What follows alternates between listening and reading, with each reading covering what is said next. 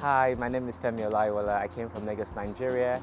So I came to Salford for my master's degree in public relations and digital communications at the University of Salford. So my name's Neenagh and I've been a student at Salford for the duration of my degree, which is due to finish this year. So hi, my name is Edna. I live in Swinton. I've been living here for 4 years now. My name is Victoria. Currently I'm a student at the University of Salford. I'm doing a master's in digital marketing. I would identify as a Black Brit. My heritage is, as far as I know it back anyway, is Jamaican and Irish. I'm originally from São Tomé in Portugal. I was born and raised in Portugal. So I'm from Nigeria. It's a beautiful country. We have so many tribes and so many languages, so I'm already used to being in a place where a lot of people are different. Yeah, it's a cool country. The food is absolutely amazing. I would say the music as well. So in the entertainment space, we're doing a lot of great things. I think mainly the movement, the rhythm, and I guess the spirit of people. It's just how people come together to just enjoy the culture itself. So the city appears to me as vibrant, innovative as well. And currently, in terms of opportunities and infrastructure, it's a growing city. I think for a young person like me, Salford in Manchester is a really good place to be. There's a lot of places to go, to be with your friends. You know, it's just the best place to be, really, I think. Surrounding what I'll do here, I will sort of socialise in the area as well. I think Salford has some great sort of historical buildings. There's a lot of listed buildings, and I love the sort of decor, the vibe, the architecture of the city, really. I think wherever I am, whatever I'm doing, I'll immerse myself in that area and just, try and see what it's got to offer, really. I mean, leaving my home country to come to Salford was quite difficult for me, but Salford had like a great community.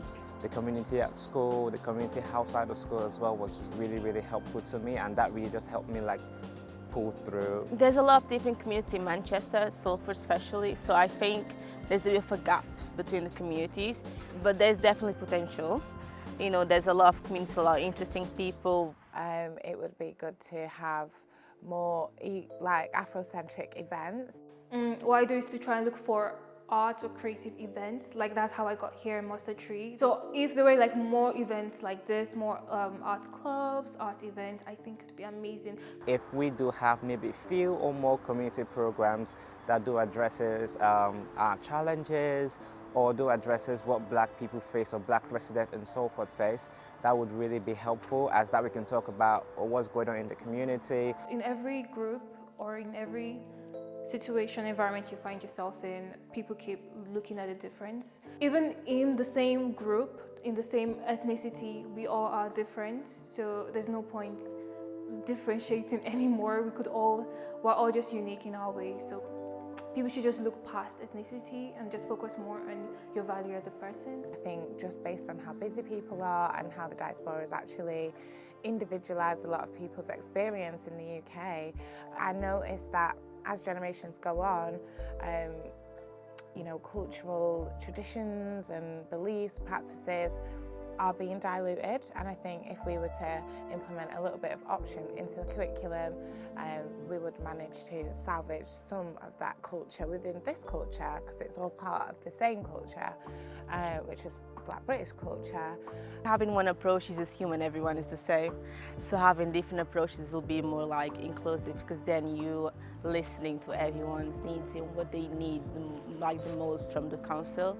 So for example, my needs as a European African person won't be the same from someone that recently came from an African country. And that's saying they might need more support when it comes to translation, to healthcare access, things that I might know because I've been here for a longer time, but they just came so they wouldn't have as much understanding that as I do. I would like the narrative to be highlighting more about our achievements, our success in different fields, but not also forgetting our struggles as well, as that what makes us resilient, that what makes us who we are. So if we have all of that, like the achievement, our success in different fields, and also showing about, oh yeah, this is like the struggles we currently face on a daily, that's like a balanced representation for me. The narrative is one thing, first-person narratives are missing from the general narrative, and therefore we're dictating norms that actually do not represent society at all. So I think narratives are, so important, especially when it comes to those that are provided by the people themselves. I think we need more representation in like leaders' roles or management roles. There's a lot of like, for example, scientists, writers, people that contributed to the society that we have now, and maybe there's a lack of representation or knowledge of who these people are. So maybe creating like a curriculum where people are more aware, especially in schools, where kids grow up seeing representation, seeing people that look like them, helping the world that we live in or the society. I think it's really good, and it will help like the future generations to see more representation. I mean, just seeing someone that maybe looks like you just gives you that kind of like comfort, like, okay, I think this is where I would like to work. Let me just apply, let me see what's going on. So if you do have more outreach, that would be nice. So years ago, we didn't have the chance to talk about these issues, which I think is a really big step. It's just about how to get a more diverse workplace and how can people access those places. Having curriculums, as I've mentioned before, programs are a really good step, but maybe having these discussions more like in the public eye and seeing people coming forward and have their honest opinions about it, I think is a really big step for change. The reality is Black lives are more endangered in general, whether that's through the police, through the medical. Black women are 4 times more likely to die during childbirth. There is also evidence that mental health is not dealt with accordingly, despite it being disproportionately higher in Black experiences. So I think, again, it's a case of really acknowledging the facts, the figures, and putting plans in place to find out what can be done and prioritise it. Obviously, you can't go to the past and change it, so you're using the future to change the narrative, and it's really amazing.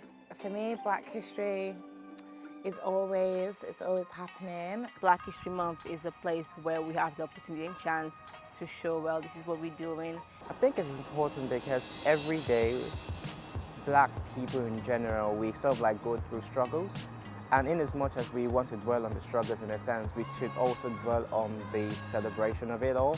Because, I mean, we have people in different spaces doing amazing things. So it's beautiful that we have to highlight these certain things that people or amazing people are also doing in these different spaces as well. I think we're in a good place, in a good path. It's just about what's next. We have to also address these issues, because if we don't address it by ourselves, no one's going to do that for us. And I think it's great that we do have this focus, but I think, that could be sort of a little bit more full cycle throughout the year. If we do shout about it, people would be able to hear us. In history, Black people have always been overlooked, and in this present time where we're all trying to be inclusive, it's amazing that we're trying to celebrate what they have done in the past and look forward to what we could do more in the future.